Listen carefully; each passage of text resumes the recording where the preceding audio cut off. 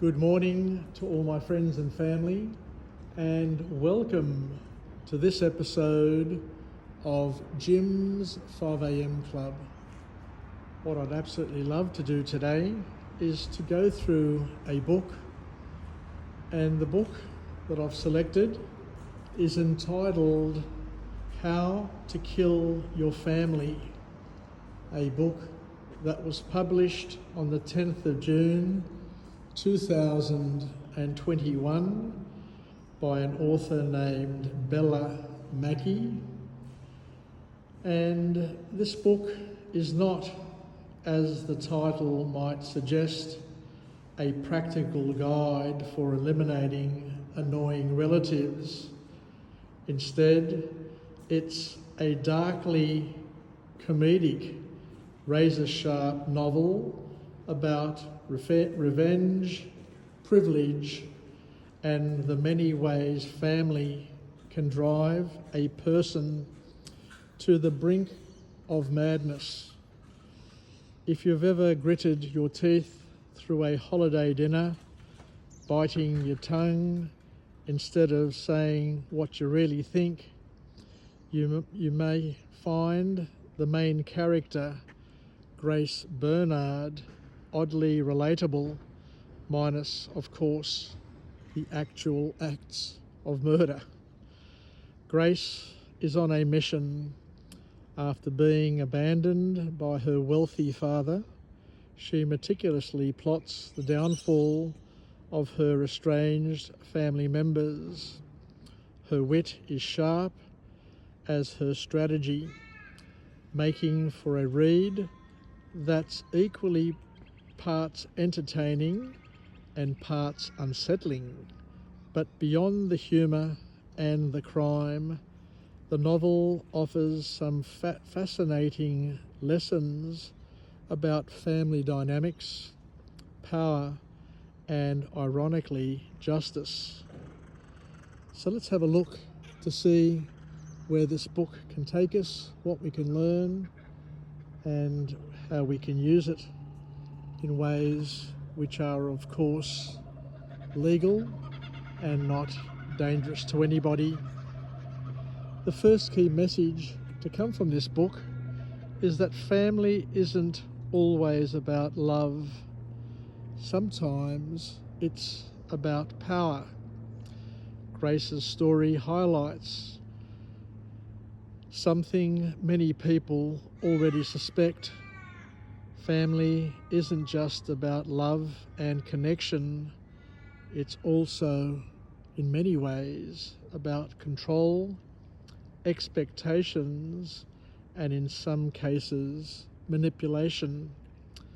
Power struggles aren't always obvious within the family context, but they shape relationships in ways that can be just as damaging as outright hostility. The other key message that comes from this novel is that wealth doesn't always equal happiness or morality at that. The Bernard family is rich.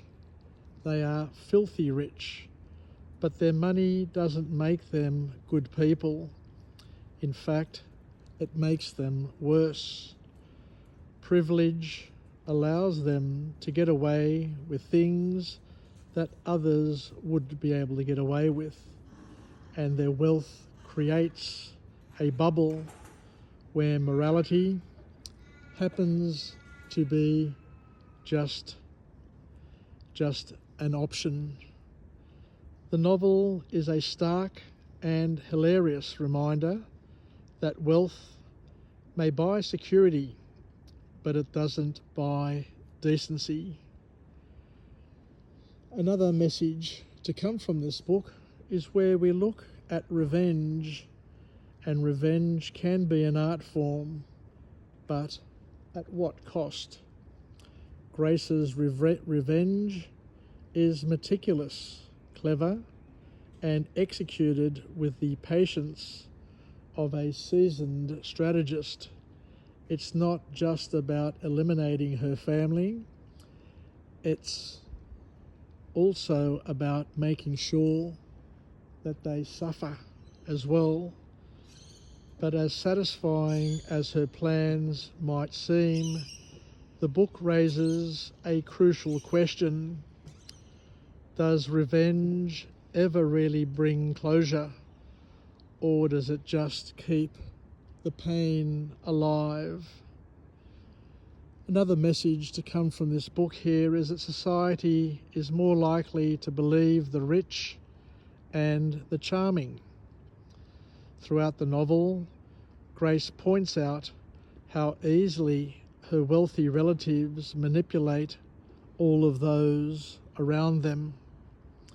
Charisma and social standing often outweigh facts and integrity, and the justice system, both legal and social, tends to favour those who look the part.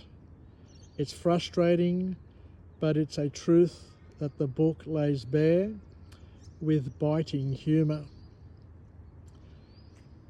Another point to come from this book is that women who show no remorse are seen as more dangerous than men who do worse. Grace is unapologetic, calculating, and entirely unbothered by social expectations of feminine behaviour. And for that, people find her more unsettling than the actual crimes that she commits. The novel slyly critiques how society treats women who refuse to play the role of the nurturing, remorseful caretaker, even when men do far worse without any consequence. The justice system isn't about fairness, it's about who plays the game the best. Without giving away spoilers, let's just say that Grace doesn't end up where she expected. The novel explores how justice isn't always about truth.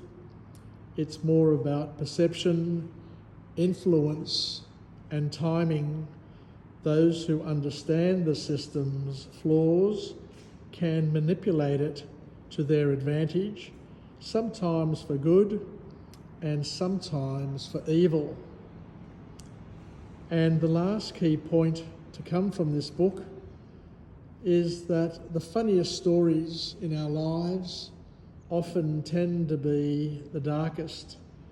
Despite the murder and mayhem, How to Kill Your Family is, at its core, a dark comedy. The humour isn't in the crimes themselves, but in the sharp observations about human nature, privilege, and hypocrisy.